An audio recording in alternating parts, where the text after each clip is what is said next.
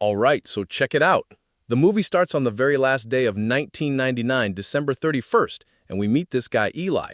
He's a super shy dude and has this massive crush on a girl in his class, Laura, but he can't even get himself to talk to her. His best friend, Danny, is always trying to hype him up, though. So they're in a grocery store, and Laura walks in with her friends. Danny is like, dude, this is your chance. With a ton of courage, Eli actually goes up and talks to her, but you can tell he's super nervous. In the middle of their chat, she just drops that she had a breakup, and Eli is trying so hard not to look crazy happy about it. She tells him she's going to a New Year's party at their classmate Chris's house that night. The only problem? Eli wasn't invited. Total bummer. He goes home all sad, and Danny starts calling him a coward for not being able to talk to a girl properly. Eli gets mad and starts drinking, and pretty soon they're both wasted and decide to just crash Chris's party anyway. He tries to talk to Laura again, but then Chris and his buddies come and just pull her away. He gets all bummed out and goes to find Danny, but Danny starts making fun of him to try and impress some girls, which is so messed up. Eli's mood is completely ruined. He just wants to get out of there, so he goes upstairs and accidentally walks in on two of his classmates about to get close. He gets super embarrassed, slams the door, and runs back downstairs where he sees Laura again, and she's getting really close with Chris. She kisses him, and Eli's heart just sinks. Danny finds him and apologizes, saying he was just trying to look cool for the girls, and Eli just laughs it off, even though he's really torn up inside. He's about to say something when, get this, all the lights at the party start freaking out. They go off, and when they come back on, a girl is screaming her head off. They run into the room and see her hiding in a corner, and the guy she was with is just dead. Without even thinking, everyone starts blaming the girl, saying she must have killed him. She's terrified and is trying to tell them that he was fine when the lights went out, and when they came back on, he was just like that. As they're all arguing, this little toy car just rolls up to them. Super weird, right? The car has these two little arms, and with one, it sprays the stuff all over a guy's face. Everyone starts laughing, but then the car pulls out a lighter with its other hand, and whoosh, the spray catches fire, his whole face is burned, and he's dead right there. It's a horrific scene, and all the kids just start panicking and running everywhere. And then it's a total disaster.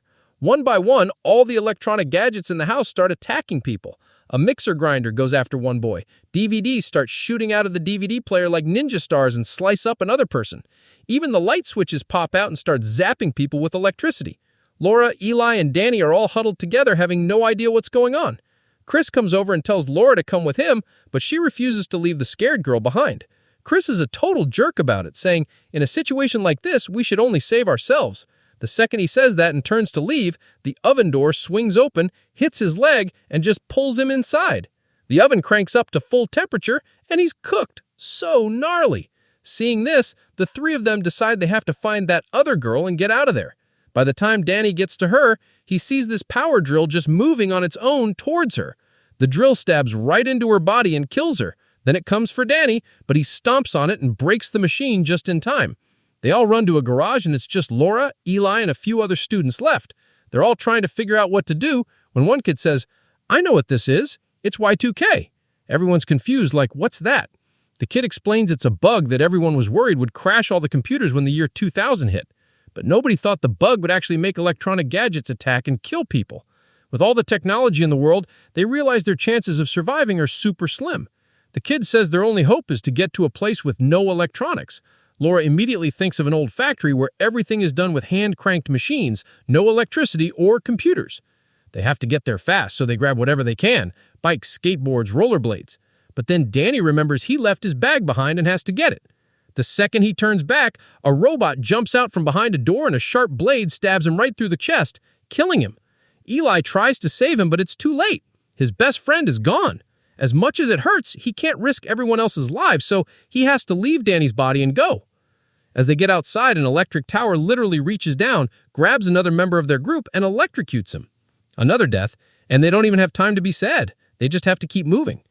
We see the robot that killed Danny come out and take something from the dead guy's body, putting it inside itself, making its programming even stronger. The group is on their way to the factory, but they get tired in the dark woods and decide to rest. They figure they're safe because there's no electronics around. But then they find out one of the girls has a digital camera. They tell her she has to ditch it because it could put them all in danger, but she refuses and storms off. While another boy tries to talk to her, Laura goes to comfort Eli, who is still grieving for Danny. After a short rest, they keep going and finally reach a spot where they can see the whole town, and it's completely destroyed. They realize this wasn't just happening to them. It's a global emergency, and people all over the world are in the same kind of trouble. Finally, They reach the old factory. Luckily, one of Eli's friends is there with some other survivors. When he asks about Danny, Eli gets even sadder, and his friend understands that Danny didn't make it. And of course, Laura's ex-boyfriend is there too. She immediately runs up and hugs him, which just makes Eli feel even more alone. As they're trying to figure out what happened, Laura's ex brings in a robot he found outside, and the surprising thing is, this robot isn't attacking them, it's acting normal. When they turn it on, they discover that all of its programming was actually done by Eli. This gives Eli an idea. He remembers that Laura is even a better programmer than Eli. Maybe she could hack all the evil gadgets and shut him down. Laura doesn't think she can do it, but since they have no other options, she agrees to try. They tie the robot up just in case, and Laura gets to work trying to write a kill code to hack everything at once. While she's working, the robot starts spilling the beans. It tells her that humans created the internet for good, but then they started using it for bad things. The machines and robots got angry and decided to show humans their place. Their mission is to scare and kill humans, take complete control, put chips in the survivors to control them, and become even more powerful. Laura's super worried hearing this, but before she can finish her code, the robot breaks free and attacks them. The situation gets really bad when it grabs Laura, but before it can kill her, Eli throws a glass of water on the robot, causing a short circuit. The robot collapses, and Laura is saved, but all her hard work on the code is completely gone.